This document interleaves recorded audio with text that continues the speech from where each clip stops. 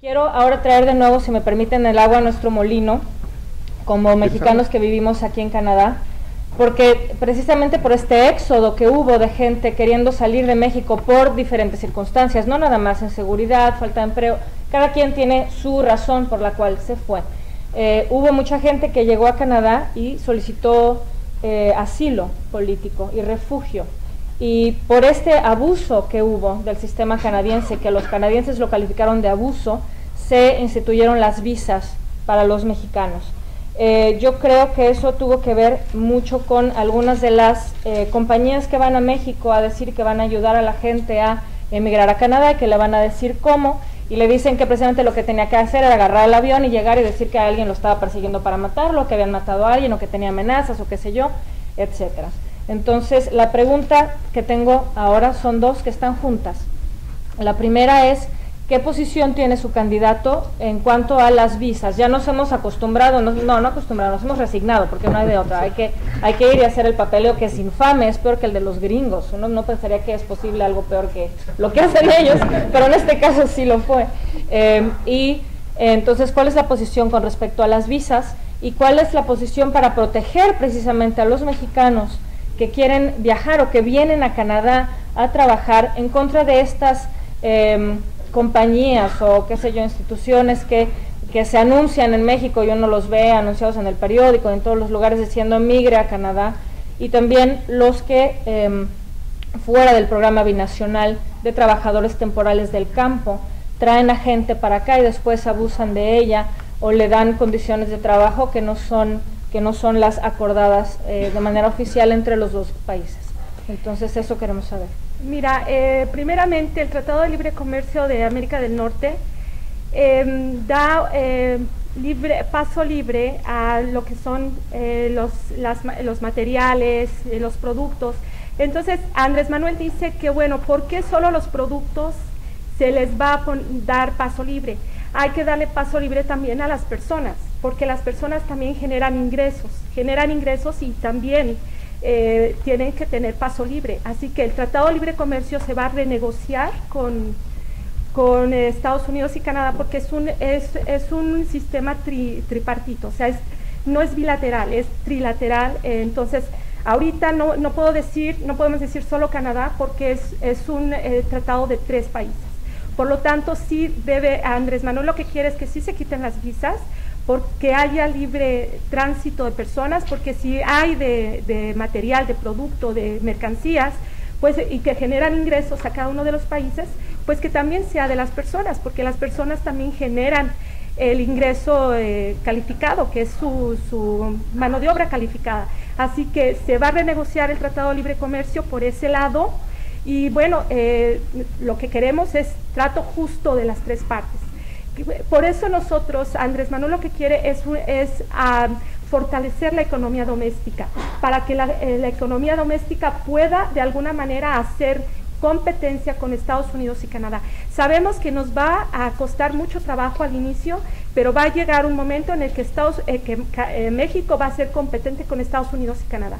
A eso queremos llegar. Esa economía, todo lo que es política exterior, tiene que ser un resultado de una buena política interna. O sea, no hay una buena política exterior si no hay una buena política interna. Y tenemos que negociar, sentarnos en una mesa de negociación, bueno, en este caso, cuando llegue a la presidencia Andrés Manuel, que llegue y bueno, manejar todas esas negociaciones para que haya paso directo de las personas a Canadá y Estados Unidos. ¿Cuál es la otra? Lo de trabajadores. Los trabajadores temporales que vienen. También se está manejando, hay una propuesta de lo que son los consulados móviles o mini consulados que se van a colocar en donde están los trabajadores agrícolas, porque los trabajadores agrícolas están muy alejados del consulado y desafortunadamente eso hace que haya problemas, que se les viole sus derechos humanos, y entonces ahí ellos se van a acercar, esos consulados, mini consulados, consulados móviles, van a acercarse a los trabajadores agrícolas y les van a pedir y les van a decir, bueno, ¿qué tienes? ¿Qué necesitas? Hay que proteger los derechos humanos de los trabajadores agrícolas y también de los connacionales que quieren llegar a Canadá. ¿Cómo? Bueno, con mayor eficiencia, eficacia del consulado, que es lo que se necesita. Mayor comunicación, mayor eficiencia y eficacia del servicio del consulado para que nuestros connacionales no tengan ningún problema en cuanto a sus derechos humanos, que se les respete el trabajo, que se les pague, porque en ocasiones los trabajadores que llegan de México aquí no les pagan. Están trabajando en la construcción y no les dan su cheque, y hay gente que no es justo que, aunque sean ilegales, es gente que necesita su dinero para seguir viviendo. Así que el consulado tiene que ofrecer ese servicio a los connacionales, ya sean los trabajadores agrícolas, ya sean los empleados en Canadá, en Ontario y en todo Canadá. Así que eficacia y eficiencia en los consulados móviles y consulados mini consulados, para llegar porque Canadá es muy grande, Ontario es grandísimo, Alberta sí es grandísimo, y entonces el consulado no tiene la capacidad de agarrar, no tiene esa capacidad para toda la gente. A veces por ignorancia la gente no se acerca a los consulados. Okay. Gastón. Gracias. De manera muy puntual, la cuestión del asilo y del refugio fue un abuso, y el gobierno de Canadá lo que hizo de manera natural pues es el efecto de péndulo. Hay que estar en un ejercicio de empatía, en una relación entre dos países, siempre obliga a la empatía. Ellos obviamente se fueron a un extremo que no es el que nosotros queremos. ¿Cómo le podemos hacer? Obviamente podremos estar en desacuerdo con las visas, como lo estamos. Obviamente nos encantaría el tránsito libre, no solo de mercancías, sino de personas. Pero vamos a ser realistas, eso no lo quiere Estados Unidos y no lo quiere Canadá. Entonces no se los podemos imponer, no se trata de una renegociación, se trata de entender y de ejercer empatía para que a partir de ahí entonces podamos tratar de lograr lo que nos proponemos. En el caso específico de las visas es como lo hacemos para el scale down. Ya sabemos cómo subió y cómo llegó allí. Bueno, vamos a ver cómo lo hacemos, qué es lo necesario para hacerle scale down. Y entonces que ellos puedan ver un proceso donde haya transparencia, donde haya rendición de cuentas, y donde nosotros también podamos utilizar nuestro leverage para decir, oye, vamos a abrir estos sectores, vamos a generar más relación comercial.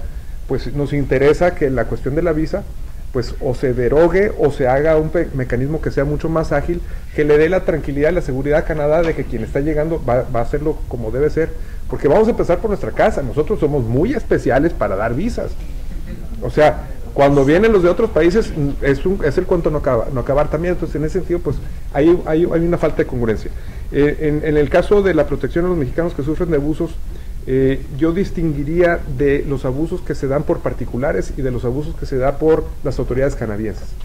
Y es importante esta distinción porque nos permite entonces facilitar que los consulados tengan gente más preparada, que esto todo implica más recursos, por supuesto.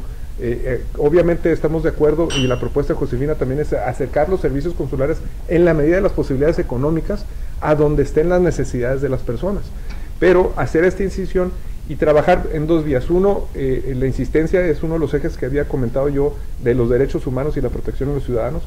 Dos, el hecho de que también haya más prevención, es decir, si este es un tema que se sabe, ¿cómo le podemos hacer a través de las redes, no solo de los consulados, sino a través de organizaciones como ustedes, para informar a la gente, oye, cuidado con estas cosas, que se eviten los problemas en la medida de lo posible de las gentes que van llegando por primera vez y que luego muchas veces son víctimas de este abuso?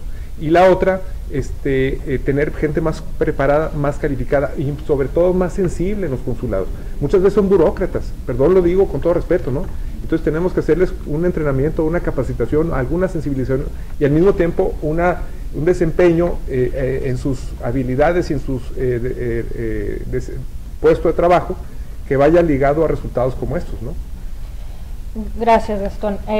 Yo creo que ya todo el mundo está apuntando qué es lo que quiere rebatir después. Yo quiero dejar una pregunta abierta para el después, porque pedir el paso libre a las personas nos abre un conflicto en la frontera sur de México, porque entonces tendríamos que ser parejos y dar paso a los centroamericanos libremente a nuestro país, y eso acarrearía una serie de otros problemas, y ya sabemos cómo los tratan de cualquier manera ahora cuando llegan a nuestro país en su afán de solamente llegar hacia la frontera con Estados Unidos. Sí, pero yo te agregaría aquí que México y Canadá solo viajaban con pasaporte, o sea, no les pedían visa y no había ningún problema. El problema se acrecentó por el problema de inseguridad que hubo en México, y entonces muchísima gente de México vino a Canadá, pero por diferentes razones, y sobre todo la inseguridad, la falta de empleo, la falta de oportunidades.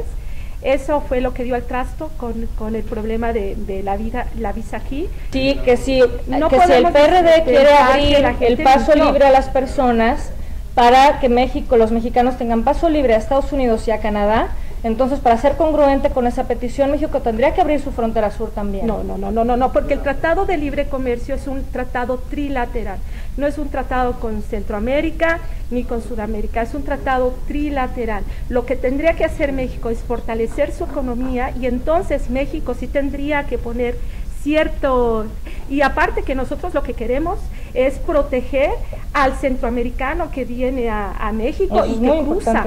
Entonces nosotros tenemos que defender los derechos humanos de los centroamericanos también. Vamos a pasar a las 8, vamos a dar inicio a las preguntas. Tenemos todavía 15 minutos más para lo que teníamos preparado. Bueno, estamos todos de acuerdo en que queremos que el requisito de las visas o desaparezca o se suavice, y ojalá que quien sea que gane lo logre. Vamos a pasar a la siguiente pregunta, por favor, que tiene que ver también con los trabajadores del campo y precisamente con este bienestar que necesitamos en México. ¿Cómo vamos a lograr, ustedes dos nos han hablado de manera muy acertada que es necesario que se dé mejor atención a los trabajadores del campo que vienen a Canadá, porque se abusa de ellos, etcétera? Pero en México también la realidad es que el campesino vive en condiciones de mucha desventaja, de mucha desigualdad, de desprecio. Además, ¿se acuerdan del caso del panista Carlos Talavera Leal, que fue a un evento en Michoacán con los campesinos y se quejó de que olían mal? Y uno se pregunta si yo o cualquiera de nosotros trabajáramos la tierra 12 horas al día, ¿a qué oleríamos? ¿Y con qué derecho despreciamos ese trabajo firme y honesto? Entonces, ¿cómo vamos nosotros a confiar en que la clase política o el gobierno va a sensibilizar a los funcionarios para la condición que les sucede a los mexicanos que vienen a trabajar aquí en el campo, cuando en nuestro país la misma clase política hay este desprecio hacia el trabajo del campesino? Mira, Andrés Manuel, en su punto número 1 de promover la revolución de las conciencias y un pensamiento crítico, él habla de una cruzada de regeneración moral. Él habla también de clases de ética en las escuelas primarias, secundarias. Esa clase de ética es muy importante, y civismo, que también quiere poner clases de civismo, es para que nosotros tengamos amor a los ancianos, a los indígenas, a que valoremos la cultura en México. La cultura en México no es nada más una pieza de barro, la cultura en México también es su gente. Los indígenas son muy importantes para México, para su desarrollo. Entonces, si nosotros creamos esa cruzada de regeneración, ¿qué es la cruzada? Bueno, de que cada uno de nosotros tengamos, por medio de la escuela, por medio de nuestros familiares, un cambio de actitud, un cambio de pensamiento. Esa república amorosa que Andrés Manuel López Obrador ha hecho mucho énfasis en su campaña, es de que veamos por el prójimo, veamos por el indígena, veamos por la gente pobre, y entonces nos va a ir bien a nosotros, porque desafortunadamente cuando la persona no tiene oportunidades, entonces tiene varias opciones, ¿no? Una, que ya vimos y que lo vemos diario, cruzan a Estados Unidos, ¿no? Porque ellos no pueden labrar su campo, no pueden hacer muchas cosas, entonces no tienen oportunidades, se van a Estados Unidos.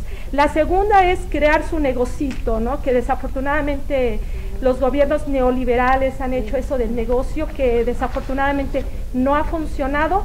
Y la última es que se van a cosas malas, que se van con el narcotráfico, van y se vuelven, no sé, asaltantes, etcétera, porque necesitan llevar comida a sus casas. Así que eso es lo que nosotros tenemos que hacer, una cruzada de regeneración moral, cambiar la actitud y el pensamiento de la gente para promover los valores morales, que es lo más importante. Muy bien, gracias. Gastón. Tratando de ser específico en la pregunta y lo mismo en la respuesta, ¿no? Una de las propuestas de Josefina es despolitizar en la medida de lo posible el campo. En el campo subsiste mucho el corporativismo, particularmente el del PRI. Son usados en muchas ocasiones los campesinos. Hay una gran cantidad de recursos que van destinados al campo, que no llegan al campo. Yo como diputado en las discusiones del presupuesto cada año, nos tardamos una cantidad excesiva de tiempo, porque como diputado está el líder nacional de la Confederación Nacional Campesina, y decía que si no le entregaban 4,000 millones de pesos a su organización, pues el grupo de diputados que obedecían a él no iban a aprobar el paquete presupuestal. Y con mucha habilidad lo hizo, porque lo hizo al cuarto para las 3 de la mañana, donde estamos discutiendo todos los detalles y los programas, y se mueven miles de millones de pesos para acá y para allá, y dijo: yo no estoy, y nosotros no votamos, y no nos dan esto. Se lo tuvieron que dar. Yo no digo si bien o mal, yo nomás lo único que pregunto es cuánto de ese dinero llegó al campo y llegó a las personas que lo necesitaban, ¿no? Entonces, por eso la idea es despolitizar de estas organizaciones, que los campesinos sean libres y que trabajen de manera libre, y este es un elemento del rompecabezas. La otra es, no puedo dejar pasar la expresión vergonzante a la que aludiste, y que por supuesto no hacemos nosotros eco de ella. Es una vergüenza que la haya hecho un funcionario, y más emanado del PAN. No puedo dejarlo sin tocarlo. Se requiere mayor inversión en el campo. Estos últimos 12 años se ha invertido en el campo como nunca antes. El campo es más productivo. Sí, esto es una buena señal. Sin embargo, no está resuelta la condición de dificultad o de económica de muchos millones de personas que trabajan en el campo. Necesitamos darle más educación de cobertura, de calidad y de tiempo, y necesitamos darle más infraestructura al campo. Con todo y eso, no vamos a poder evitar la migración natural que el campo tiene en México hacia las zonas urbanas. Esto es un fenómeno mundial. La dificultad de los productos en el campo es un fenómeno mundial. Son commodities, y un día están bien y un día están mal. El negocio más especulativo del mundo es la agricultura. Depende de todo, menos en muchas ocasiones del hombre. Y entonces eso es parte de la dificultad que viven los agricultores, los campesinos, y es parte de las propuestas que nosotros hacemos para que tengan una mejor condición de vida.